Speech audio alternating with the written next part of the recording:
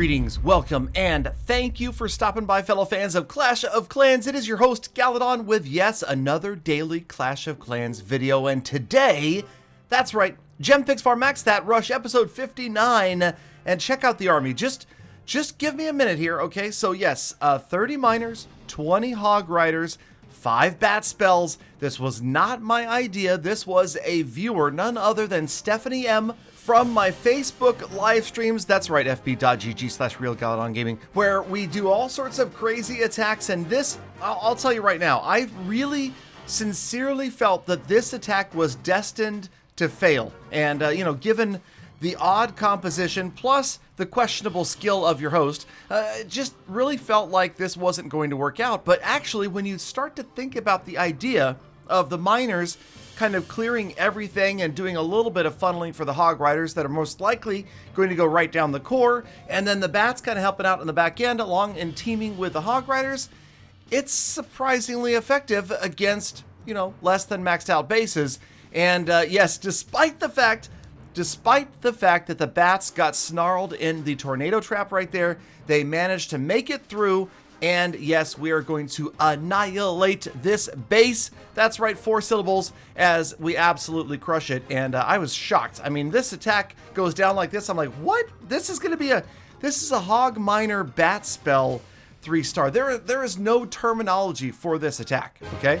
So if you have one, by the way, let me know. And maybe we can name this attack, because I have just been calling it Stephanie's crazy idea up until this point. Now, my own crazy idea, of course, was to use all Dark Elixir. And if you'll notice, the army that I've been out and hunting with is just pure Dark Elixir, except for 1 jump and a pair of freeze spells. Now, of course, that is completely optional. You could go just Earthquakes and a Poison in there, and then it would be a purely Dark Elixir raid, but we just mix it up just so that we could have a better chance at grabbing the 3-star. Now, I will tell you, the reason I'm passing base after base is because where I am right now, Titan 1, 2, 3, the rule is 500, 500. Okay, I no longer care about Dark Elixir, obviously. So generally, I want 500,000 of each resource, or let's go with 1 million total, okay? So no longer 500, 500.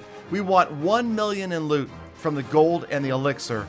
And let me tell you, I don't know what is going on lately, but the last few days of raiding have been absolutely nuts, and the amount of loot we are grabbing is crazy. Now, this raid is, yes, kind of strange, kind of fun, kind of funny. Also, you'll notice that just about everything I'm doing these days is including bat spells, and part of that is simply mental training. The idea that if you repeat something enough, you're going to get better at it.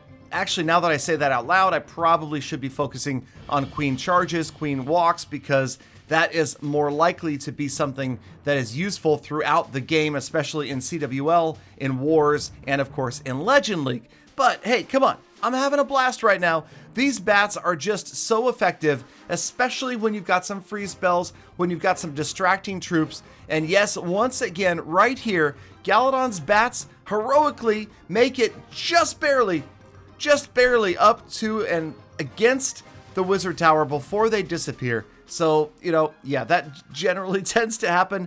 Now, perhaps I'm dropping the bats just a little bit early. Think about if they came 5 seconds later, then the bats are taking out the rest of this village. And so there is still that whole impatience thing about how long do you wait to drop your bat spells. But either way, this base, kind of crazy, not exactly ideally constructed, and we are able to wipe it out and take home the rule over 1 million in loot. So feels good, but let's go ahead and move on to some upgrades, because the base is getting there, okay? We're buying, of course, the daily deals. Now, packages are mysteriously gone. It's been, I don't know about you guys, but I feel like it's been at least a week, at least 7 days, since we've seen a package of any kind. Now, we finish off the bomb tower just to get it maxed out with the book that we had just purchased, and we did save a little bit of gems. I realize it's kind of one of those things where you spent money to save money, but we did, technically. And so we moved the bomb tower over to the maxed out side,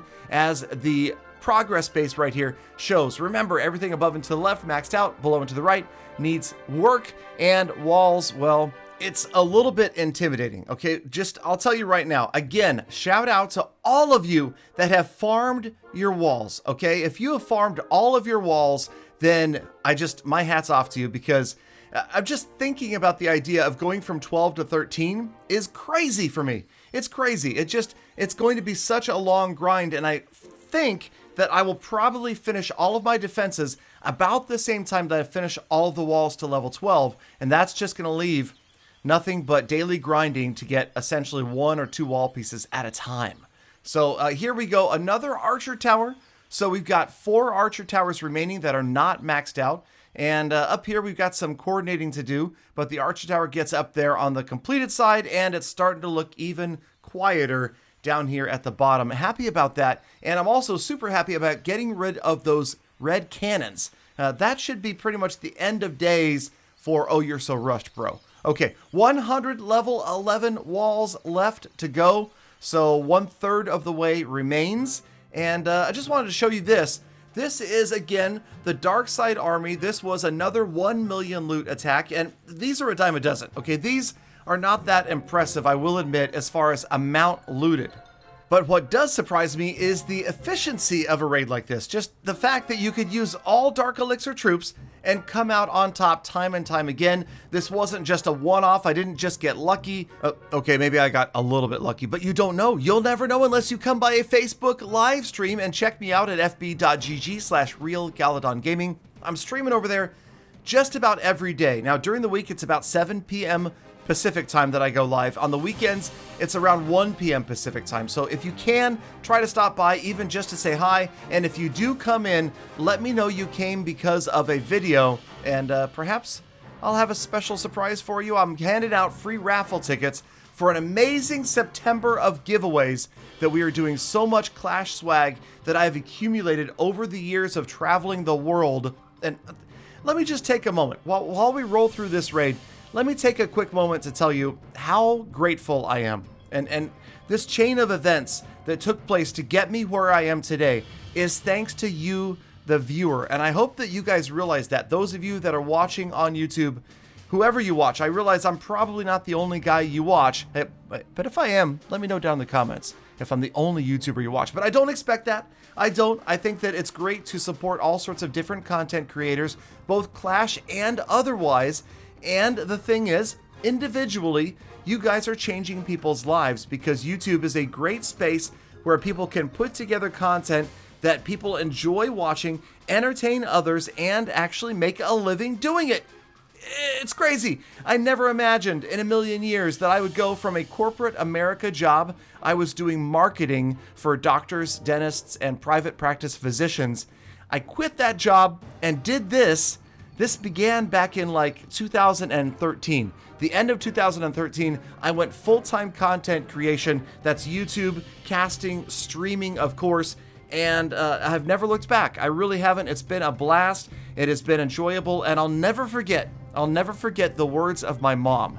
She said to me, "You know what? I always knew that you would find a way to make a living doing the 2 things you do best, playing video games and talking." And God rest her soul, she was an amazing person, the most amazing person I've ever known, and so supportive of me. She is one of the primary reasons that I'm able to do this today. She had the faith in me from day one, and actually so did Galawife, and so did the Gala daughters. So yeah, but if you want to know a little bit more about me personally, again, I don't want to sound like a broken record, but come by the live streams. It is a lot of fun, and yes, I do talk to everybody. The chat never gets ignored in a Galadon live stream. I am talking to you guys constantly, except for when I'm busy failing a raid. Okay, when that happens, I might be looking away from the chat just for a little bit. Now, failing raids with Stephanie's magical miners, hog riders, and bats? Of course not. How could that possibly happen? As this attack is O to the P, and Rectal Jr. is about to get it all wrecked, as sure enough, the miners kind of somehow magically funnel the hog riders. A lot of this has to do with the base layouts and the fact that there's so many defenses that are stuffed into the core of these natural farming style bases, and it just so happens that the hog riders, the miners, the heroes get in there. Then we send in the bats. We got a couple of freeze spells, but you'll notice there are no wizard towers anywhere near the bats deployment, and by the time the bats wrap around to 6 o'clock, they've got units down there to help them out as well. So distract or freeze or destroy. Check out that nice freeze spell. Could have been better, Might have grabbed the other wizard tower, Galadon. Maybe. Should have at least tried. Oh, hey. Oh, what? You get it the second time. Good, but a little bit too late there, as obviously the bats are long gone, but the Archer Queen and her ability way over on the 9 o'clock side. The Warden, there's another Ice Golem at the bottom, and sure enough, we are going to roll through the rest of this base. It's shocking. I tell you, I don't know. It's just a lot of fun to come up against bases that are less than fully maxed out, less than ideally designed. And again, sometimes it's better to be lucky than good. Right here, it just does not seem possible that this is going to be a triple with only a couple of units left. But the Archer Queen, clinging on to life right here, manages to take out what is the last defense, because of course the bats came from up around 2 o'clock or so. They wiped out all of the defenses. It is a race against the clock for the Archer Queen, the Warden, and a couple of meager little archers right here. But sure enough, they're going to roll through, wipe out the remainder of this base, and pick up another massive triple with pretty good loot. Okay, now the loot's going to get better, I promise you.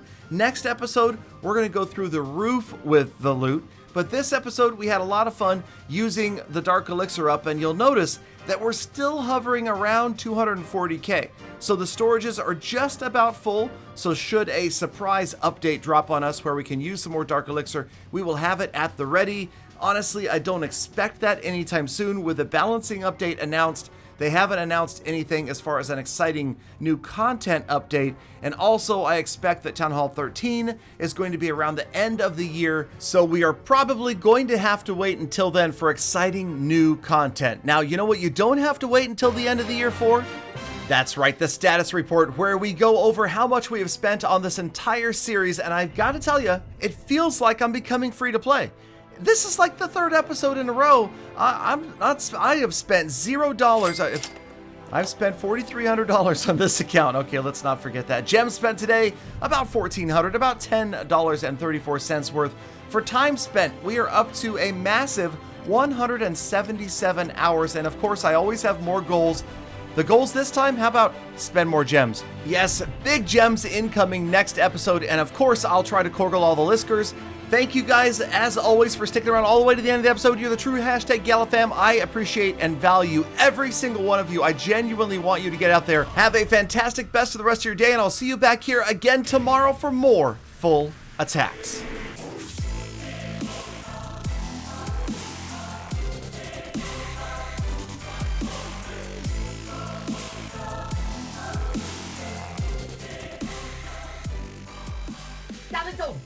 Galadon, you forgot to say be kind to people, animals and the planet, Galadon. Galadon.